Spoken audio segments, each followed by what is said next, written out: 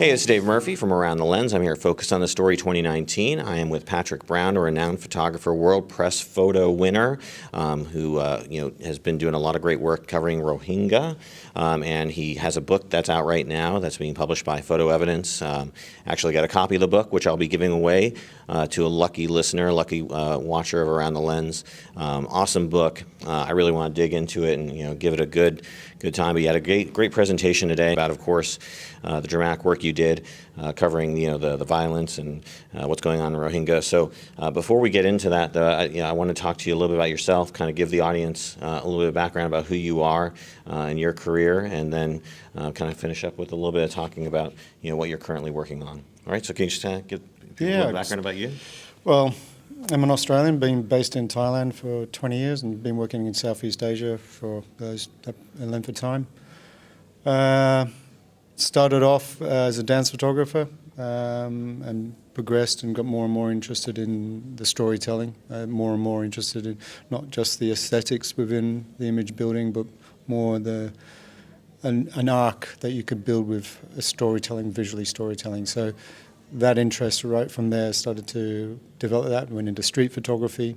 Then from street photography, I went further in. And there was an incident when I was in my early 20s where I fell very, very ill. And the surgeon that saved my life, I discovered some years later when I was still working in a multi-story car park and I was reading the newspaper.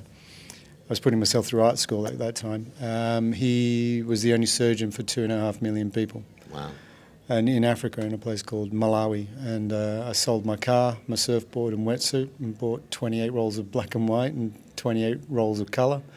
And I went off to Malawi and wanted to document what he was doing. And from that moment, when I returned to Australia, there was an exhibition and it was the local newspaper picked it up, the West Australian, and they ran it quite well. And I realised then the power of an image and the power of storytelling within that in the canvas of photography. And then from there on, my main focus from there on was make enough money washing dishes and working in a multi-story car park to pay for me to do what I love doing. And it's still the same mantra today. Is that all my work that I do for clients, all that money, besides obviously for living, goes back into doing my own projects. I got into photography for me, and I think it's very vital, and it's the only advice I really pass on to if anybody asks me is that do your own work. And even when you're working with somebody, make sure it's got your voice in it. That's an interesting topic you bring up, in that you have to almost have a side job in order to do like your passion projects, right? Obviously you get compensated for the work you do that deals with the more profound, important issues. But has there been ever a time where you could sort of do that as your full-time job, or has you always had to have the sort of the work to do the work you want to do? I'm one of the very few photographers in the world that is able to do that. I'm in a position where it's my voice, but there are still projects that editors will not be interested in. There's still things that are difficult to get people intrigued in. And there's a big project I'm working on in Burma, and I've been working on it for 5 years. So yes, there's a balance now, and that balance, it's not that I was, over the last 20 years, it's not that I was doing jobs that I didn't want to do. Right. They were all jobs that I wanted to do, but you were working for a magazine, you're working for a publication.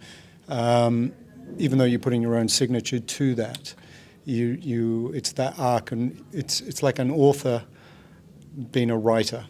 And I want to have the authenticity and the author ownership of the story to some way. Absolutely. We've had some people on the show, and I know some friends of mine who, again, they do photography, they do great work, but their passion is something so esoteric or something, it's personal they want to do. Nobody's going to pay them to do it, so to speak, but absolutely personal and whatnot. Now, you were here today talking specifically about your work in Rohingya, right? Can you give the audience, for those who aren't familiar, what's going on in Rohingya, how you got tied to that story, and kind of where it's at right now? The Rohingya are a majority Muslim group, minority on the western border. Their ancestral land was in a place called Rakhine State on the western border with Bangladesh and Myanmar. In the early 80s and the 70s, they were forced out. In the early 80s, they lost their citizenship, their rights, and all the things that follow along with that. So this persecution that I documented, which was started in late August 2017, is a follow-on from that. And I've only photographed this recent crisis that they're experiencing. So in August 2017, I received a phone call from my colleagues and friends in Bangladesh telling me there was a large number of Rohingya coming across the border, and the stories that they were telling were incredibly scary. They were shocking. And I knew at that point that there was going to be something big. I didn't know at that stage that I would be there for 9 months, or for nearly a year. I was there for 7 months on the ground. And it just grew. I just kept, and the more I did, the more I wanted to do, the more I wanted to do, and the more it was almost like a compulsion to get deeper and deeper into the story. I thought it was only going to be a couple of week assignment, and it ended up being started in August, end of September. September 3rd, I landed in Bangladesh, and I didn't finish shooting over a time period until December 2018. But I was 7 months on the ground. Wow. Now, this work obviously extremely significant. That's why probably what led to its earning the World Press Photo win. Just tell me, which category did it win in exactly, and how did it feel to have your work recognized for that? Have you had any previous work recognized in that competition or at other levels? I have had, there's a previous World Press I got for a project called Trading to Extinction, about the illegal animal trade in Southeast Asia. And this one was for Nature, Nature's Story, and this one is for the single general news. And the image, at first when I received the news, and I was also nominated for the Picture of the Year, it didn't rest very well on my shoulders, I have to admit. It took me some time to come to terms with it. And what it took me a while to realize the award has nothing to do with me. The award, and all World Press awards are the same. It's a totally anonymous award. And the judges are giving the award to what they feel is that visually articulates what they want to say. I mean, they're very visually literate creatures. They're very politically and geographically knowledgeable about certain situations. So it was what they wanted to bring light to, and it happened to be my image. The award is not for me. It's for the judges. What kind of camera do you use? I use multiple machines, but I used to use a 24. I used to use FM2s and Leicas and a Rolleiflex. And so my traditional mechanism is a 24 on one shoulder and a 35mm on the other shoulder, and the Rolleiflex is my portrait landscape camera.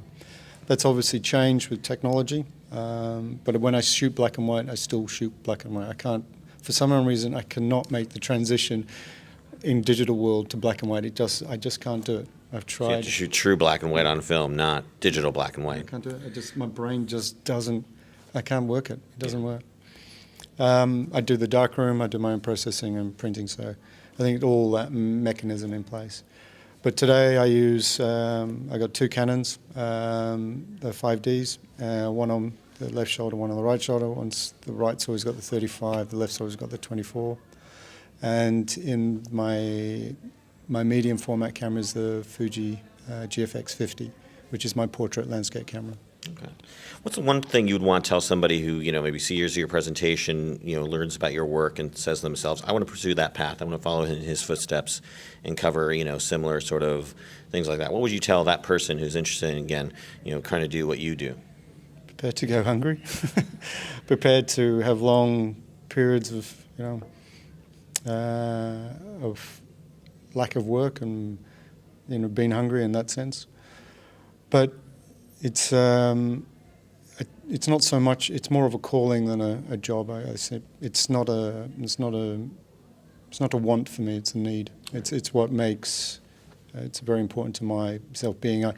What really surprises me and what always is how photography is a wonderful passport or a visa to a different world, and it opens up.